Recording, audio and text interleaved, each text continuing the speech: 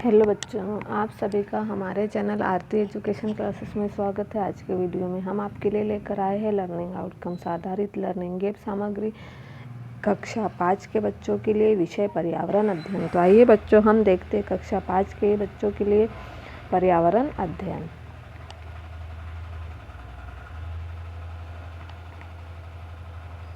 यहाँ पर हम देखेंगे यह जो लर्निंग आउटकम्स आधारित लर्निंग गेम सामग्री है, हमें समग्र शिक्षा मध्य प्रदेश राज्य शिक्षा केंद्र भोपाल द्वारा जारी हुई है, जिसमें हम लेकर आए हैं सत्र 2022-23 कक्षा 5 के लिए। तो आइए बच्चों, हम देखते हैं सत्र 2022-23 कक्षा 5 के लिए लर्निंग आउटकम्स EVS 406 जल शुद्धिकरण। तो देखिए, यहाँ पाठ का नाम है पहाड़ों से समुद्र तक, पानी कहीं ज़्यादा कहीं कम, और विषय वस्तु है जल से शुद्धिकरण के पश्चात घरों में पहुंचाना।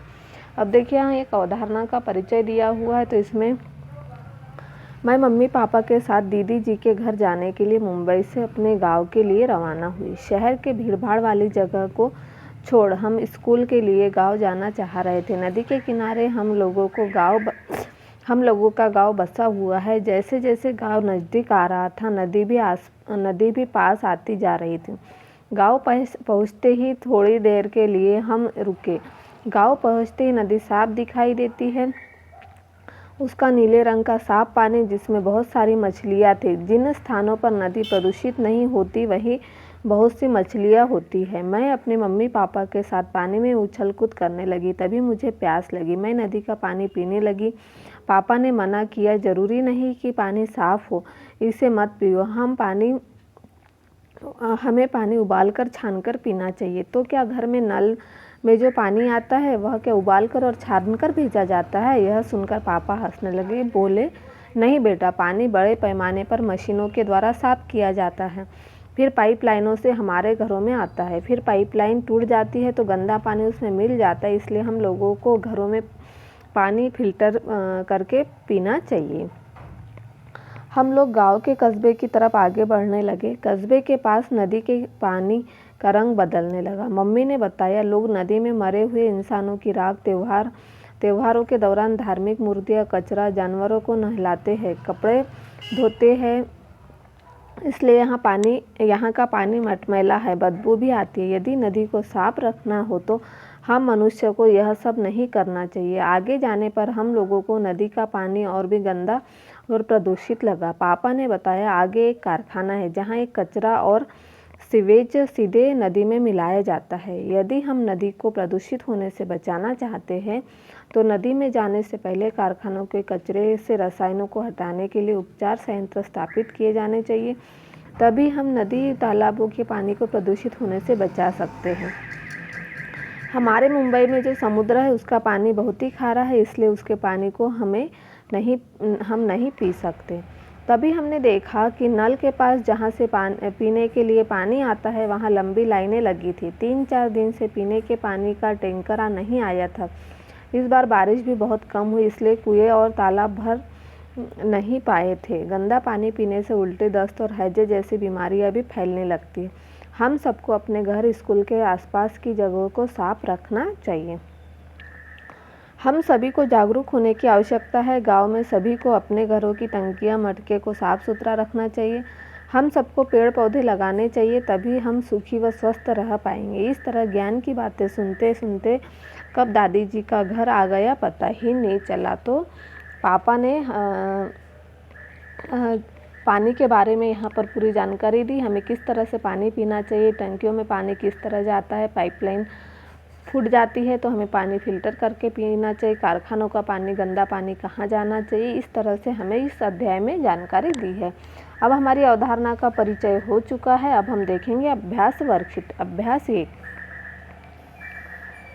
पापा मम्मी को अखबार में छपी खबर को सुना रहे थे। इस इलाके में पीने के पानी वाले पाइप में गटर का पानी मिल गया है, तो गंदे पानी कारण बहुत से लोग दस्त और हैजे के कारण बीमार हो गए। मैं तुरंत सोचने लगी कि इन बीमारियों से बचने के लिए हम लोगों को क्या उपाय करना चाहिए। तो देखिए उपाय, हमें पानी उबालकर पीना चाहिए। गंदे पानी से बचने के लिए क्या करना चाहिए? हमें पानी उबालकर पीना चाहिए। हमें पानी फिल्टर करके पीना चाहिए। और हमें पानी छानकर पीना चाहिए। पानी के बर्तन को साफ़ सुथरा रखना चाहिए। हमें क्या करना है, पानी के बर्तन को पूरी तरह से साफ़ सुथरा रखना चाहिए। नदी तालाब का पानी प्रदूषित ना हो, हमारे द्वारा किए जाने वाले कार्य की जानकारी निम्न प्रदूषित बिंदुओं के अनुसार दीजिए। तो देखिए, कपड़ा धोना, हमें नदी तालाब के किनारे कपड़े नहीं धोना चाहिए। हमें क्या करना चाहिए, नदी तालाब के किनारे कपड़े धोना चाहिए क्या? नहीं। जानवरों को नहलाना, नदी तालाब के किनारे जानवरों को नहीं नहलाना चाहिए।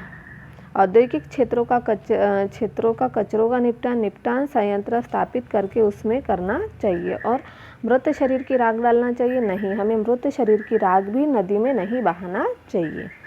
फिर अगला है, आपके घर में और स्कूल में पीने का पानी कैसे साफ़ होता है? तो हमारे घर में और स्कूल में पीने का पानी फिल्टर द्वारा साफ़ होता है। फिर देखिए, यहाँ अभ्यास 2 दिया, चित्र में दिए गए पानी के स्रोतों के नाम लिखिए। हमें यहाँ पानी के कुछ स्रोत दिए हैं, उसके नाम लिखना है।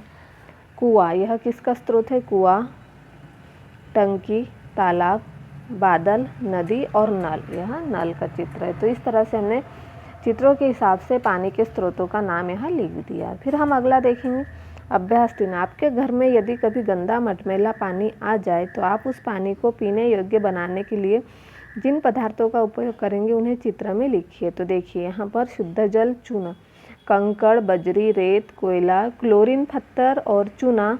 फिर इतना सब करने के बाद क्या हो जाएगा? शुद्ध जल। यहाँ दिए हुए थे बॉक्स में हमें कंकड़, बजरी, रेत, कोयला, क्लोरीन पत्थर, चूना। तो किस तरह से हमें इसका यूज़ करना था वो हमने यहाँ पर चित्र में बता दिया है आपको। फिर अगला है हमारा अभ्यास 4, आप दिन भर में पानी के जो उपयोग करते हैं उनकी सही जोड़ी मिलाइए। अब हम पानी के लिए कहाँ यूज़ करते हैं? तो देखिए, हमें इस चित्र से क्या करना है, इसकी सही जोड़ी मिलाना है। अब यहाँ दिया हुआ है हमें,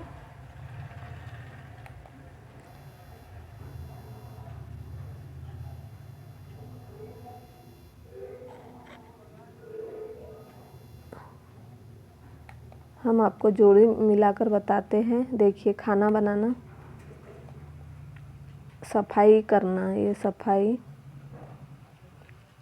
आग बुझाना, फिर यहाँ सिंचाई करना, प्यास बुझाना, जैसे कि हम पानी, ये देखो यह प्यास बुझा रहे हैं तो यहाँ आएगा प्यास बुझाना। फिर है हमारा बर्तन और कपड़े धोना, ये देखिए यहाँ कपड़े बर्तन धोना, और यहाँ नहाना। तो इस तरह से हम दिन भर में पानी का उपयोग करते हैं। किस तरह से, तो उसके हमने यहाँ जोड़ी मिला के बता दी है, आप इसकी जोड़ी मिला लीजिए। फिर अगला है हमारा यहाँ पर प्रश्न, अभ्यास 5, यह जल संरक्षण का चित्र, इस पर 2 स्लोगन लिखिए। देखिए, अब यह जल संरक्षण के चित्र के लिए, जल ही जीवन है और पानी की हर बूंद मूल्यवान है, इसे व्यर्थ न बहाए। यह हमने जल संरक्षण के चित्र पर 2 स्लोगन लिखे। फिर अगला प्रोजेक्ट कार्य, नीचे दिए गए चित्र को ध्यानपूर्वक देखिए। चित्र में आपको जो भी क्रिया होती है दिखाई दे रही है, उस पर 5 वाक्य लिखिए। देखिए यहाँ चित्र में क्या हो रहा है, चित्र में बारिश हो रही, तो हमें एक घर दिखाई दे रहा है, बादल दिखाई दे रहे हैं, वर्षा हो रही है और बादल गरज रहा और बिजली चमक रही। तो इतने कार्य यहाँ पर हो रहे हैं हमें चित्र में देखकर। तो इस तरह से हमने यहाँ पर चित्र को देखकर यहाँ पर जो 5 क्रियाएं थी और जो हमें 5 वाक्य समझ में आए वो हम लिख दिए। आप इसके अलावा भी दूसरे वाक्य यहाँ लिख सकते हैं। फिर देखिए हमारा अगला अभ्यास है अभ्यास 2, तालिका में दिए बिंदु अनुसार उपयोग किए गए पानी की मात्रा लिखिए। अब देखिए यहाँ पर दिनों के नाम, पानी में कितना उपयोग किया, नहाने में कितना, पीने में कितना उपयोग किया, नहाने में कितना उपयोग किया, कपड़े धोने में कितना उपयोग किया। तो सोमवार पीने में कितना उपयोग किया, 5 लीटर, नहाने में 20 लीटर और कपड़े धोने में 50 लीटर। मंगलवार को पीने में 6 लीटर, नहाने में 19 लीटर और कपड़े धोने में 60 लीटर। बुधवार को पीने में 3 लीटर, नहाने में 15 लीटर और कपड़े धोने में 40 लीटर। गुरुवार को हमने पीने के लिए 5 लीटर का उपयोग किया, नहाने में 21 लीटर का उपयोग किया और कपड़े धोने में 70 लीटर का उपयोग किया। शुक्रवार को पीने में 4 लीटर का, नहाने में 25 लीटर का और कपड़े धोने में 60 लीटर का उपयोग किया। शनिवार को पीने में 5 लीटर का उपयोग किया, नहाने में 22 लीटर का और कपड़े धोने में 50 लीटर का उपयोग किया। तो इस तरह से इस तालिका को हमने पूर्ण कर दिया है, इसे आप भी पूर्ण कर लीजिए। फिर अगला है स्वमूल्यांकन। दी गई वर्ग पहेली में पीने के स्रोत के नाम लिखिए। नदी, सागर, कुआं, झील, झरना, तालाब और बारिश। तो देखिए नदी, सागर, कुआं, झील, झरना, बारिश, नाला और सोता, यह क्या हो गया हमारे पानी के स्रोत के बारे में हमने यहाँ लिख दिया है, इसे आप लिख लीजिए। फिर जल पर कोई पहेली बनाना। देखिए यहाँ एक पहेली दी हुई है, इस पर आधारित आप आपके हिसाब से कोई भी पहेली बना सकते। जैसे पानी से निकल पेड़ एक, पात नहीं पर डाल अनेक, इस पेड़ की ठंडी छाया, पेड़ के नीचे उसका पाया, बताओ क्या। तो इस तरह से आप आपके हिसाब से यहाँ कोई भी पहेली बना लीजिए। यदि नहीं आती तो आप हमको कमेंट सेक्शन में ज़रूर बताएं, हम आपको यहाँ पहेली लिखकर बताएंगे। तो इस तरह से यदि आपको हमारा वीडियो अच्छा लगता है तो हमारे चैनल को सब्सक्राइब ज़रूर कर लीजिए और बेल आइकन को प्रेस करना ना भूलिए, ताकि आपको हमारे आने वाले वीडियो के नोटिफिकेशन मिलते रहेंगे।